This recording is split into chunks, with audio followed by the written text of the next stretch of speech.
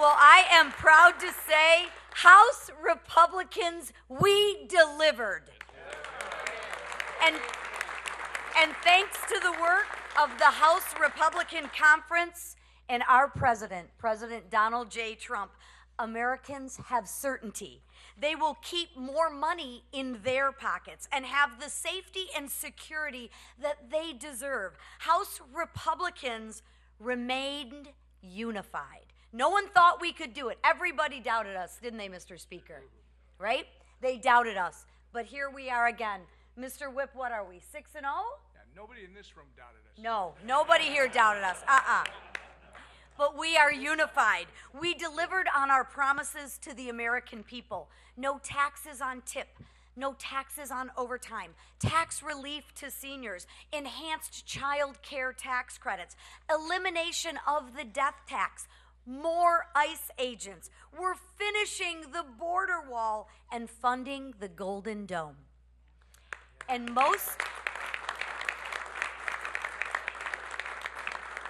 for all the fear-mongering that goes out there from the Democrats, we actually secured Medicaid for those who need it most. Vulnerable Americans, pregnant women, and the disabled. Compared to the Democrats, who would rather give Medicaid to illegal aliens and MS-13 members. Democrats are fear-mongering because they have no vision, no plan, and no leader.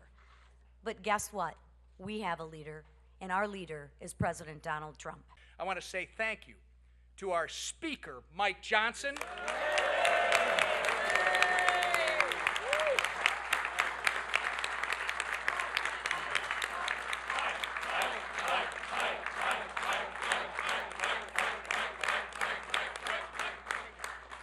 We should also thank our leader, Steve Scalise.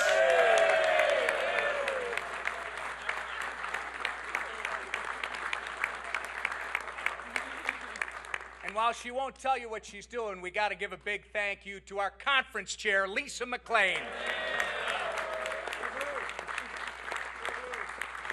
I want to thank... Well, thank you, Whip, and what a beautiful day here in America. It is the golden age of America again. America's coming back. And I tell you, a lot of people wrote this bill off for dead. Nobody said it would be easy. But you know what? We didn't come here to do easy things. We came here to do big things. We came here to make history.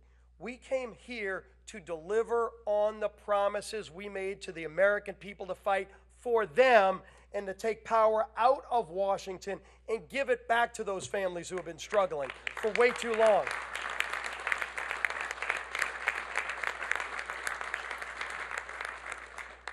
Now, we had a little bit of debate on the floor today. You got to see a difference between the two parties in Washington, maybe more crystallized than we've ever seen before.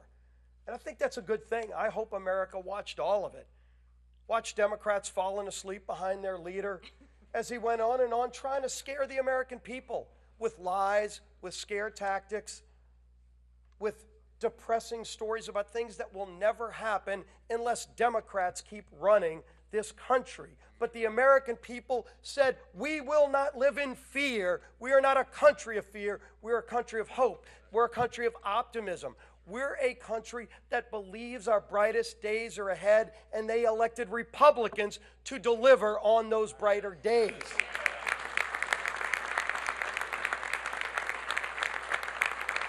And I think maybe their leader wanted to speak for hours and hours and break records because they wanted to stand in the way of history. But history is not going to be denied. I've worked alongside a lot of leaders. And I've been blessed to be a part of leadership in majorities, mostly. Minorities, too. It's a lot more fun to be in the majority. But you get in the majority to do the big things, to do the hard work. And believe me, this was hard work. You all know it. You all know how many times this bill could have died if we just said, you know what, it's probably not going to get there. There's a lot of reasons why you could say it's just going to fail. But this group always said from the beginning, and we told you this and we meant it, failure's not an option because the American people are counting on us. There's too much at stake. There was too much at stake from the very beginning, and we knew the power of what this bill will do for those families who were counting on us. And so every time it would have been easy to give up, we just thought about those families who entrusted us with their vote, and we had to deliver for them. We figured out a way to come together. People you never would have thought showing up voting yes. And I will tell you, all the leaders I've served with, I don't think there's one that held this group together. Complicated majority, narrow majority, narrowest we've ever had. We were down to 2-vote majority at the beginning of this process.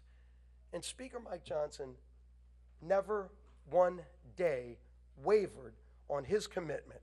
Donald Trump absolutely was our closer, and Donald Trump never stopped. Every day was there in the fight. Who do I need to call? What do I need to do? No president more directly engaged. And believe me, tomorrow at the White House, you're going to see a proud president who's ready to deliver on his promise to the American people. But this bill wouldn't be heading over to the White House tonight without the incredible yeoman's unwavering support of Speaker of the House, my dear friend, Mike Johnson, our leader.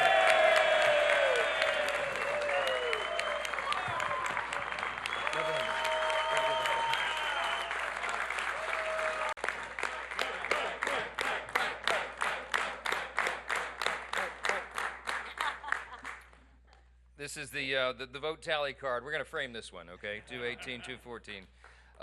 Listen, I'm not going to give you a long speech. A lot has been said today, and these people are exhausted. A couple of us quite literally haven't slept in 2 days, so I'm a danger to myself and others right now. I'm not going to speak off the cuff. I'll just say this. I mean, many of you have asked me this question in the hall over the last couple of days. But when it looked like that we might actually deliver this thing, particularly this morning, how did you know? I mean, what kept you going? Why did you think this was possible? You guys made an audacious plan. You brought the most comprehensive, complicated piece of legislation, probably, arguably in the top 2 or 3 in the history of the Congress, with the smallest margin in U.S. history, which we had for a big chunk of the first 100 days.